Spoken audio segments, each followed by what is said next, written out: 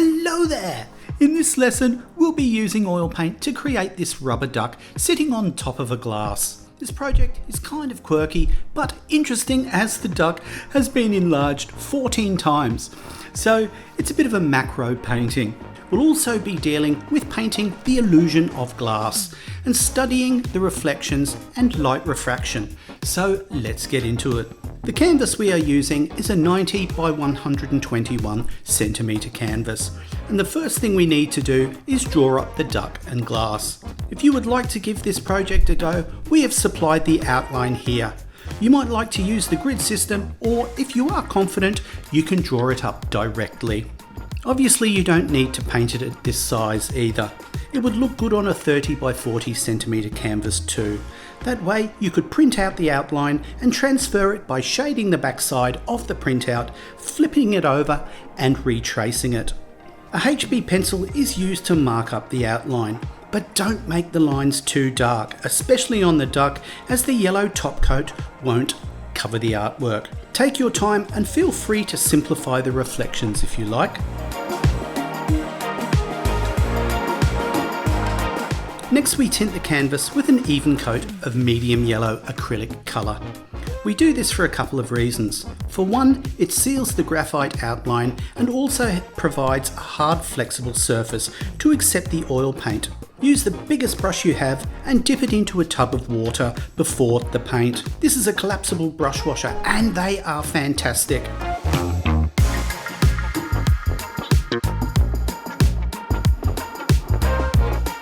Once the yellow is dried, we can add the oil paint. The first step in the oil paint stage is to lay in the background. The majority of the background is a blue tone and the base is a grey. So as to avoid contamination in the area that will be grey, we lay in some duct tape across the canvas to act as a mask.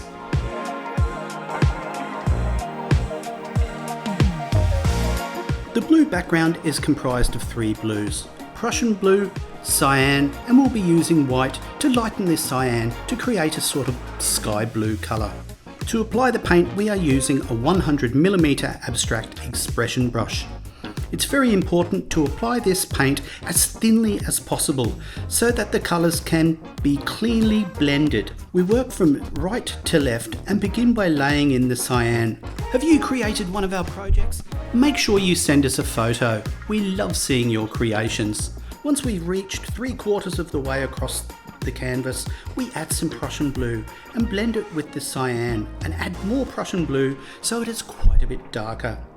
We can then blend in some white to the right corner to lighten it. When we initially took the photo, the glass and the rubber ducky were sitting on a grey table. This is out of focus, so needs to be softly blended. We use some neutral grey paint to paint the table and bring the grey into the blue.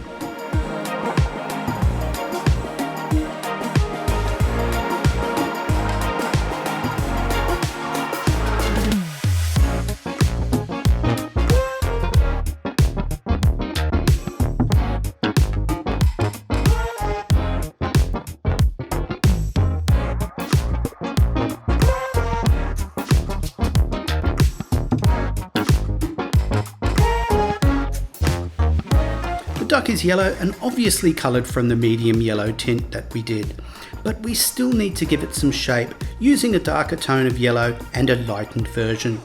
The beak on our little friend is orange, so we begin by laying in a light orange colour created from orange lightened with yellow. We colour the entire beak area and then blend some brilliant red into the top and bottom of the beak. Stay inspired and don't miss a video from us. Subscribe and leave a comment below with what you'd like us to create next. We'd love to hear from you. We then added some white into the yellow and, referring to the photo, laid in the highlights inside the beak. Now that the beak is done, we can add some colour to the duck. So squeeze out some yellow ochre, medium yellow, lemon yellow and some titanium white. First we mix up the darker yellow tone from medium yellow darkened with yellow ochre. This is then painted under the beak, into the chest area, the front of the wing and into the forehead. We can then cover the rest of the duck with medium yellow. Blend this tone into the edges of the darker tone just laid down.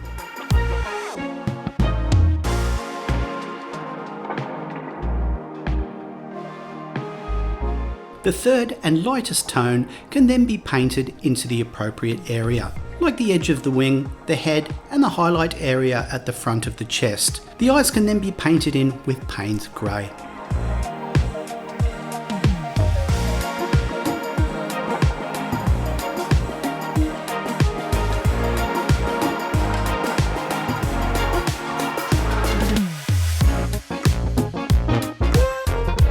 The next stage is to create the shine and refraction on the surface. For this, we move to the top and move down the glass, trying to emulate the effects on the supplied photo.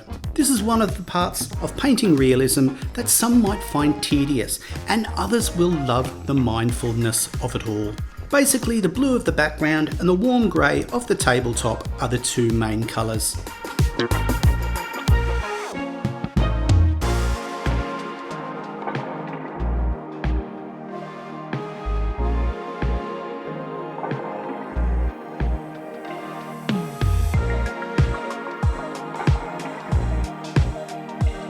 There is also a dark brown created from Payne's grey and raw umber that appears on the edge of the glass. Starting at the top of the glass, some cyan is mixed with neutral grey and lightened with a little titanium white. Some yellow is laid in under the duck for an immediate reflection.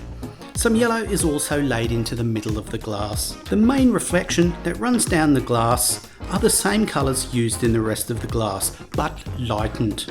Once I finish the glass, I leave it to dry over the weekend, and by Tuesday the yellow of the duck is dry and we can start the final step, suggesting the beads of water on our little ducky. A convincing water droplet can be easily created in two simple steps.